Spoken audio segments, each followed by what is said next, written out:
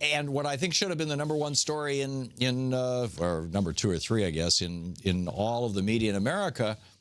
Well, I'll tell you what that is in a little bit. So let me just start at the beginning. I got a big stack to get through here. #1, the recount in Michigan. Michigan has this. Well, first of all, just to set the stage for this, Greg Palast has pointed out on this program and in numerous other venues over and over and over again, and this is a guy who's really done the research in his research for the BBC back in 2000 on the Bush Gore race and his research for Rolling Stone on this particular election. You know, what Greg Palast found, and it's been consistent for the last 16 years, and it probably was consistent long before that, is that if you're black in the United States and you voted legally, right, registered, voted, all the normal, right, everything's cool. If you're black, the odds are 9 times higher, 900% higher, that your vote will not ultimately not be counted, that it'll be considered spoiled. Now, why is that?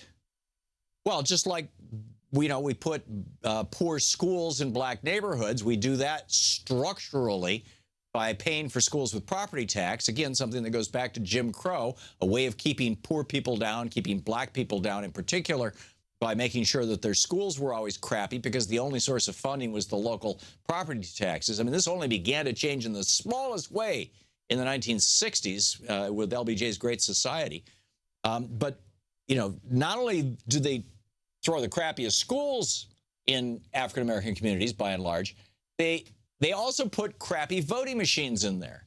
Now, this makes, to the best of my knowledge, no sense. Although maybe there's something I'm missing here.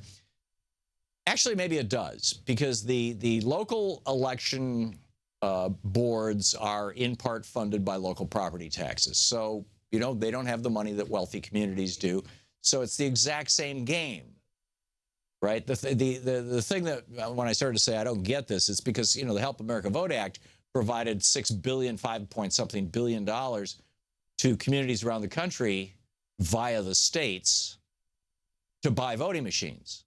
So everybody bought voting machines. But then I guess, maintenance and all that stuff from then forward, that's up to the local county / precinct. And in the poor counties and precincts, you get crappy machines or dead machines. So here's where it gets very bizarre. Wayne County. Louise and I used to live in Wayne County. We lived in Westland, which I'm pretty sure is in Wayne County. I could be wrong, but I'm pretty sure it is. It's right. It's a little suburb. It was mostly a black suburb, right on the edge between Inkster and Detroit, as I recall, right out near the Detroit airport. And the population of Wayne County is 1.7 million. Now, when Louise and I lived there back in 1972, it was probably much, much higher, because Detroit's population back then was around 2 million, and it's now around, I think, 700,000 or 800,000. But nonetheless, there's 1.759 million people in Wayne County. Hillary Clinton lost Michigan, the entire state, by just a little over 10,000 votes. So out of that 1.7 million people in Wayne County, there's presumably, maybe 2/3 of those are adults. That takes you to a little over 1 million. Probably half of them are registered. That's 500,000. So, there's probably 500,000 voters, more or less. And of those who voted, it might be 250,000, it might be 300,000. I don't know the numbers. I don't have the numbers. But we know it's hundreds of thousands of people, and Hillary Clinton lost the state by 10,000 votes. And this is just in one county, but it is the county with the largest black population, or one of the largest black populations in the state. It's the largest county in the state. It's Detroit, Wayne County. Now, here's where it gets weird. Michigan state law says, and I quote, if the number of ballots to be recounted. Okay, so this is in a recount. You got a bunch of ballots. You're going to recount the ballots, okay? If the number of ballots to be recounted and the number of ballots issued on election day, okay, so just to identify these numbers. In other words, you show up at the polls, you're handed a ballot. It gets counted. A ballot was handed out. You go and vote. You turn in your vote. And if your vote gets screwed up somehow, now if your vote gets counted, fine. 1 in, 1 out, right? But if you turn in your vote and then say they try to run it through a tabulating machine that is broken and it's like eating every other ballot or something, or even 1 out of 1,000, your vote might not be counted. It might be thrown in the trash as spoiled. Right? Keep in mind, if you're black, your spoiled vote is 9 times more likely. So back to the Michigan law.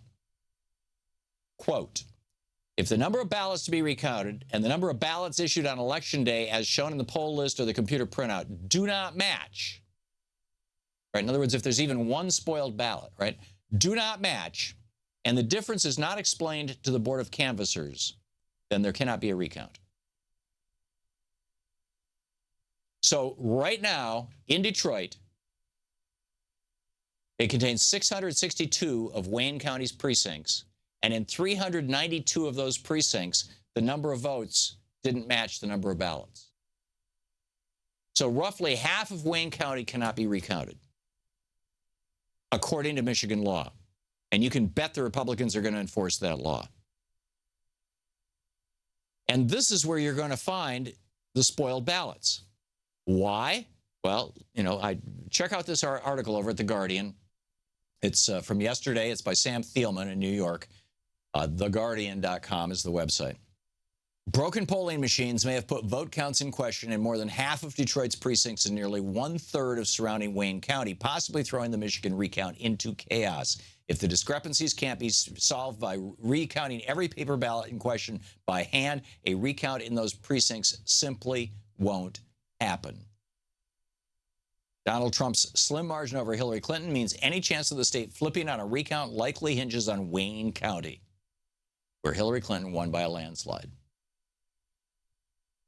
But half of Wayne County, according to Michigan law, that the Republicans want to enforce, can't be counted. We can't look at those ballots. They were spoiled after all. Those were African-American ballots. Can't recount them. If they do this, if the Republicans in Michigan, hold to this so-called law, then I am of the opinion that the next big movement should be to ban Michigan's Republican electors from voting in the Electoral College. Decertify Michigan. Just say, we can't do a recount in Michigan. The vote was, out of millions and millions of votes cast, the margin of victory was under 11,000, and we can't do a recount. So let's just set that state aside. Take out Michigan's electoral votes from the map on both sides. Michigan doesn't exist until they can fix their damn voting systems. How's that for a start?